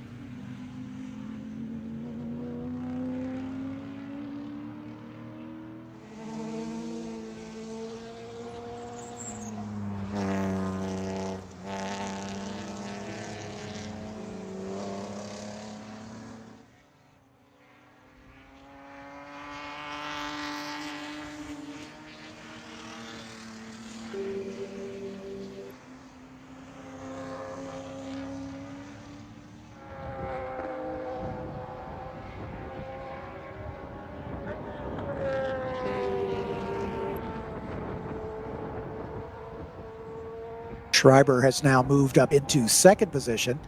So the top two have both completed their stop, but Drew Altman with almost a 1 minute lead.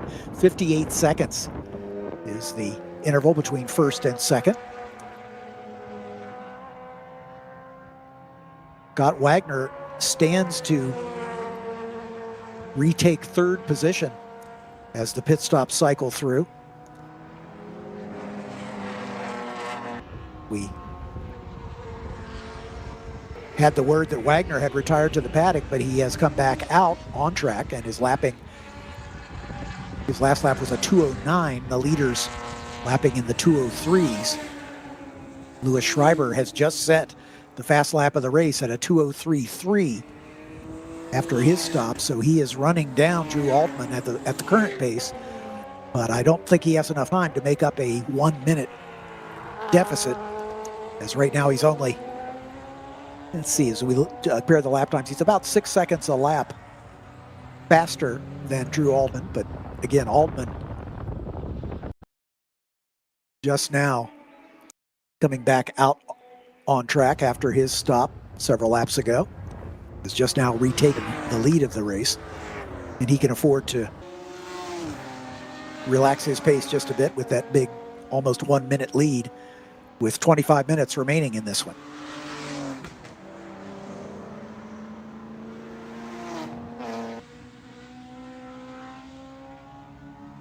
So Isaac Richter in the Corvette's going to keep his stop as late as possible, as he is now running third in the overall. The other ST1 car, Rocket Horton in the 0-1, has retired.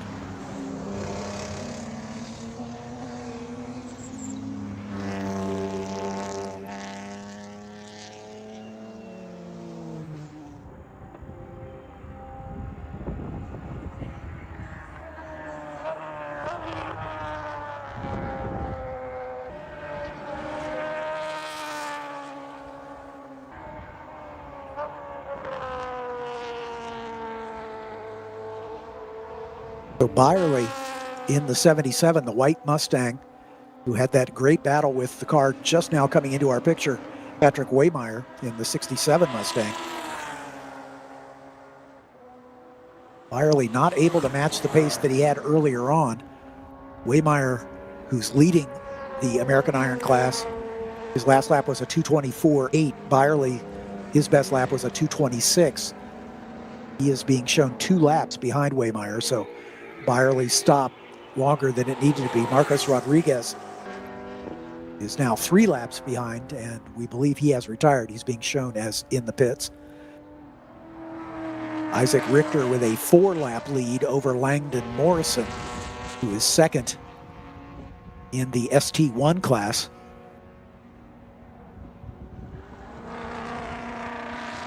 But Morrison has pitted.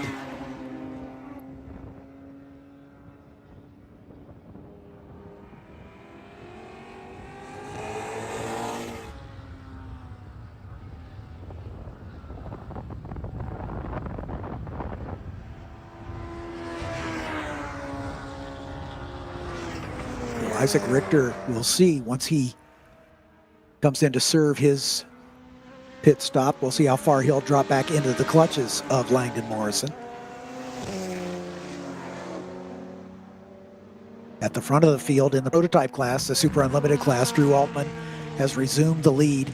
Louis Schreiber is eating away at it, as he's lapping about 3 seconds a lap faster than Altman. And he's got a 50-second deficit to make up, so he shrunk that. It was almost a minute a few laps ago, so Schreiber is definitely charging in the 1:11. Try to catch Drew Altman, but I think he's going to run out of time unless Altman's pace continues to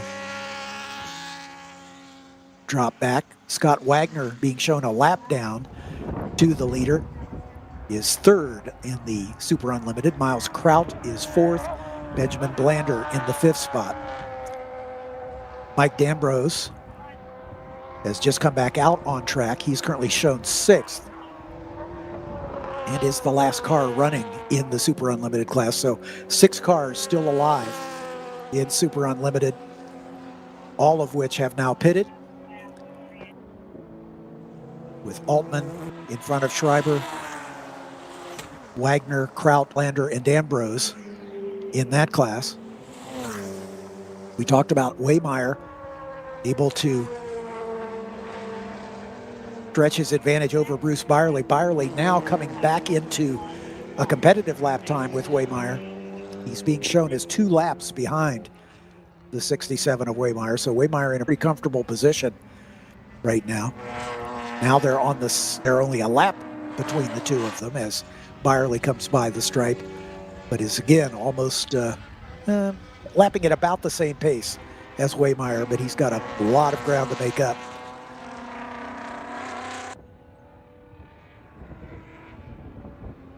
Richter has finally pitted in the number 36 Corvette.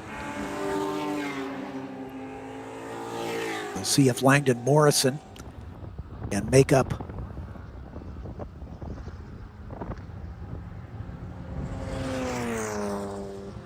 the necessary ground to perhaps take the lead back from Richter. I doubt it. He's being shown 3 laps behind, which equivocates at the lap time they're turning to about 8 or 9 minutes. Most likely is insurmountable if Waymeyer can continue at his pace. In the Thunder Roadsters, we haven't talked about them much. Alex Walensky in the 171 is the leader. He pitted several laps ago, so he's good to go for the duration. John Spain in the 47, lapping at about the same pace, is 10 seconds behind. Rodney Poland in the 5:15 is currently in the final podium spot, and another 2 seconds back in the 5:15.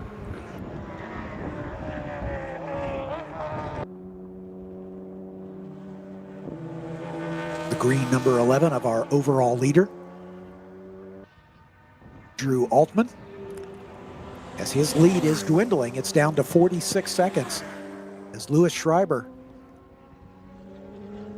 clicking off laps 5 seconds faster. It may not be an impossible thing. It's going to be, what, there's 19 minutes remaining here.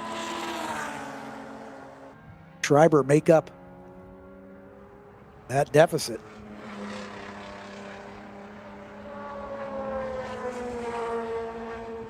We haven't talked much about the Singleton drivers in the field. Gino Angela in the Spec Miata. Number 23, Robert Garza, the only ST2, has retired in that number 67 Audi. Carlos Mendez in the number 92 in ST5. Daniel Wellens in the number 31 ST6. Continues to circulate. As just about all the pit stops look to be completed. As Richter, one of the last of the drivers to initiate his pit stop, as he's dropping back down the order, but he's got a pretty comfortable lead in the class.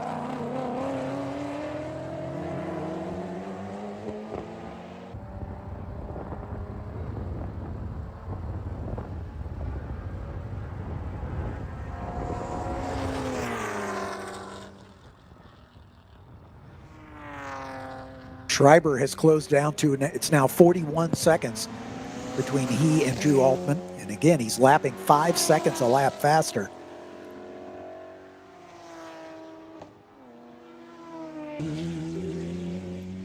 Can he make up that 41-second deficit in the time remaining?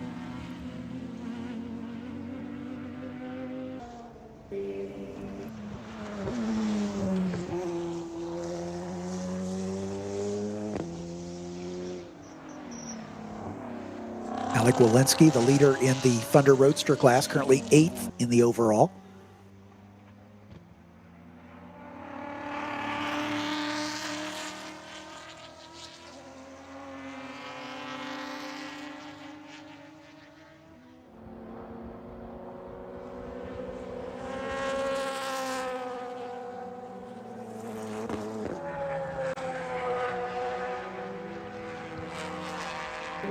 $16 minutes to go, as we're just past an hour and 15 minutes, or 14 minutes remaining in this one.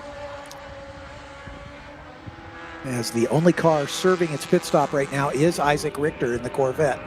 I believe everybody else has pitted, so the field is now kind of settled in. We'll wait till Richter comes back out of the pit lane, then we can do a rundown for you from the top. Louis Schreiber continues to close down on the leader, Drew Altman. Altman, building up on almost 1 minute lead prior to his stop, has not been able to get back on the same pace. His best lap was a 2:05.1. His last lap was a 2:06.3. Schreiber's best lap was a 2:03.2. That's the fastest lap of the race. And his last lap was a 2:03.5. So Schreiber's putting in qualifying laps here, trying to run down Altman. He's got 38 seconds to make up here in the closing 15 minutes. Scott Wagner, a more distant third in the number 8 car, despite making a call to the paddock, has retained a podium position. And he's pretty well out in front of Miles Kraut in the 86.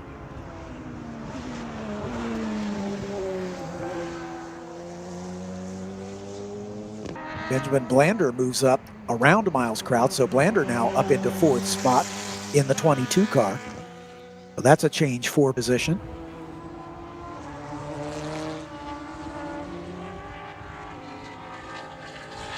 Kraut not matching the pace as Blander lapping in the 2:10s compared to his best lap of a 2:06.8. Kraut lapping in the 2:15s compared to his best lap of a 2:12. Mike D'Ambrose most likely will finish 6th in that Super Unlimited grouping. He's a further lap behind, lapping in the 2:17s right now.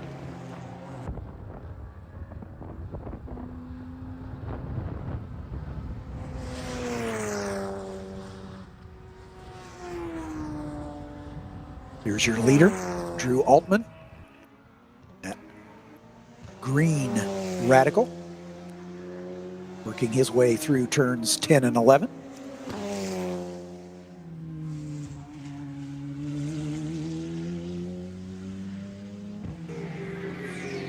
There's about 6 or 7 laps remaining, depending on how they catch the timing line.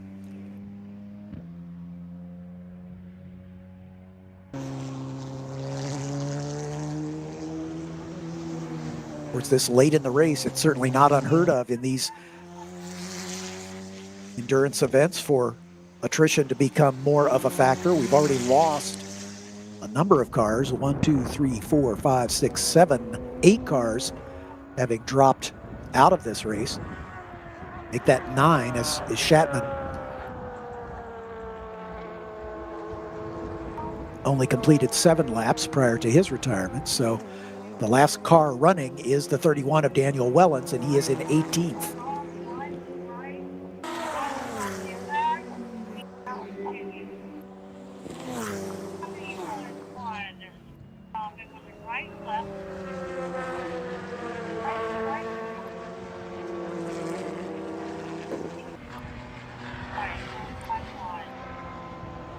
Problem for the 51 car, Steve Miklos, currently 13th in the overall. We understand he made light contact with the wall, but has been able to continue.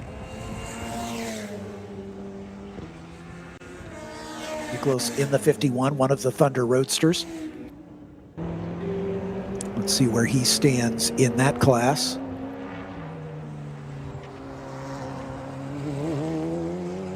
Miklos currently being shown 4th in the class. Scott Hocking in 5th. Was only about 3 seconds behind him, so Miklos's issue may well cost him a position.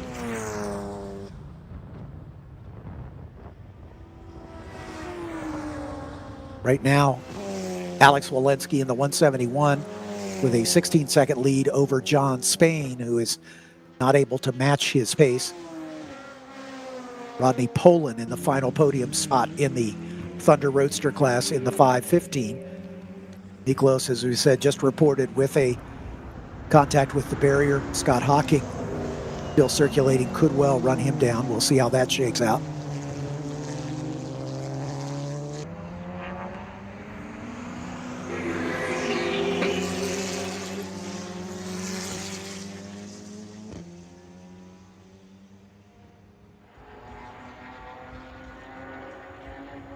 Drew Altman beginning to pick up his pace just a little bit, I think feeling the pressure from Louis Schreiber. Schreiber's now 35 seconds behind the leader, but he's running out of time. Only 10 minutes remaining. His pace not quite as sharp as it was earlier on, as he clicked off after his pit stop a bunch of laps in the 2:03s, try to make a race of it. But at least lately has not been able to sustain that pace, I think realizing that it may be a lost cause, as his last lap was a 2:05.5. So he may have to be content with that second spot.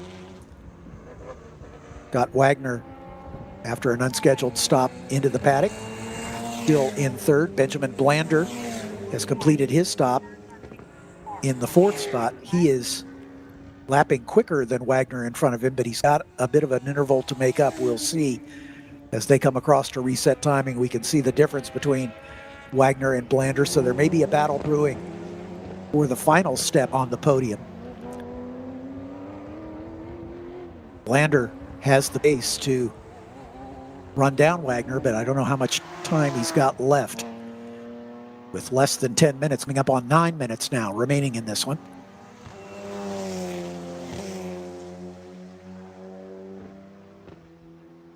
Looking for some late race drama here to see if we have any positions in contention at the end of this 90-minute enduro. The sun low in the sky as darkness beginning to descend on Sebring.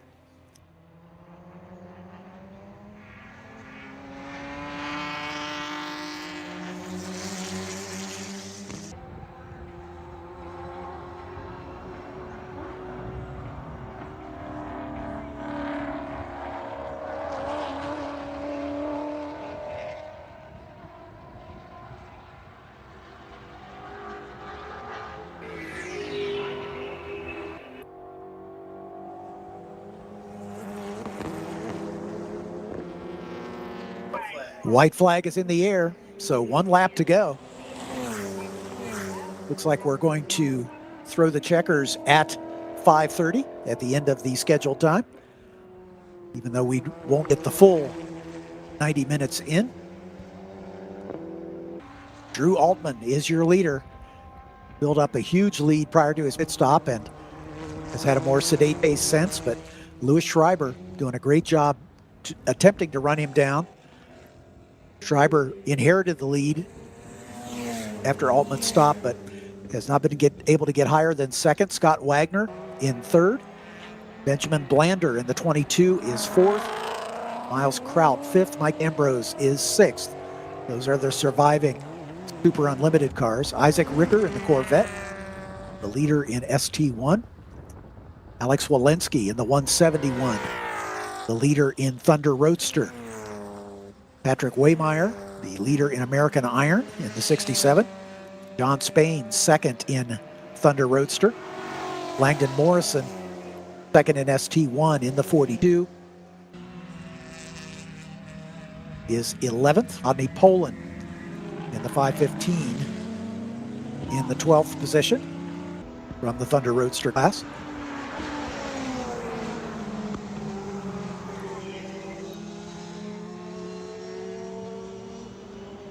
So tip of the hat to Louis Schreiber. He certainly gave it his best to try to run down the leader, but he just ran out of laps to get that job done, as it's going to be less than 30 seconds separating the two at the line.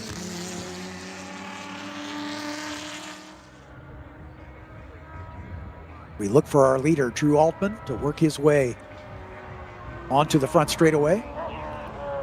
There he is now, coming into Sunset Bend. And the checkered flag awaits the number 11 of Drew Altman. He didn't set the fastest lap of the race, but he set the fastest grouping. He will take the lead across the line and see the checkered flag. Altman, your winner. Louis Schreiber heading for the line is some 30 seconds back. A valiant charge to try to overhaul Altman. Remember, Altman had almost a 1-minute lead when the two of them made their pit stops, and Schreiber was able to have it. So, tip of the hat to him. Perhaps drive of the race for Louis Schreiber, as he set the fast lap of the race in the process, a 2:03.216. And the margin of victory officially 24.5 seconds. Great job by Louis Schreiber, taking a well-earned second spot. Scott Wagner recovered for a third-place finish in the number 8. Benjamin Blander across the line in fourth spot. Fifth goes to Miles Kraut in the 86. Mike D'Ambrose rounding out the top 6 in the 99 car. Isaac Richter in the Corvette, a good job for a 7th-place overall finish. Patrick Waymeyer surviving an early race battle for the lead in American Iron, comes home in 8th. Alex Walensky, the leader in Thunder Roadster in the 171, finishing in 9th spot. Langdon Morrison, second to Richter in the ST1, will finish in 10th. John Spain, second in Thunder Roadster in 11th. Rodney Poland, the 515 across the line in 12th spot. Steve Miklos, again with an issue in the late going, but still managed to hang on to a fourth in class finish in the Thunder Roadster. Scott Hocking in the 274 Thunder Roadster just behind him. Bruce Byerly, after a great battle at the front of American Iron, has to settle for second in that class as he'll come across the line in 15th. Carlos Mendez in the 92, only ST5 car in the field, finishes 16th. Daniel Wellens in the 31, ST6 Miata, finishes 17th. And Gino Angela in the number 23 Spec Miata, the last car running, in 18th position. The great stuff, a great way to kick off our weekend as this 90-minute Enduro, the first race of the weekend. Then we have sprint races throughout the rest of the weekend, tomorrow and Sunday, and we will be covering all of those for you. The weather may throw a little wrench into things, as we understand there's the threat of some showers perhaps in the morning hours on Saturday, but a more comprehensive rain coming through on Sunday. So that may change the complexion pretty dramatically on the sprint races yet to come. So congratulations to our class winners, as we'll just give a quick shout out to each of them as the last of the cars has come across the line. Patrick Waymeyer, Bruce Byerly, and Marcos Rodriguez, your top three in American Iron. Dino Angela, the only finisher in Spec Miata. In ST1, Isaac Richter over Langdon Morrison and Rocket Horton. Robert Garza alone in ST2. Carlos Mendez alone in ST5. Daniel Wellens alone in ST6. In Super Unlimited, Drew Aldman, Louis Schreiber, and Scott Wagner, your top three. And in Thunder Roadster, Alec Walensky, John Spain, and Rodney Poland coming home in third. Thanks so much for being with us here on DriversEye Live, and remember to mark your browser to join us tomorrow at youtube.com/@DriversEye Live, as we'll bring you all the racing in tomorrow's and Sunday's card as well. On behalf of Brandon Kasmerick and Jordan McWirth, I'm John Fippin. Thank you for joining us as the sun sets here at Sebring International Raceway.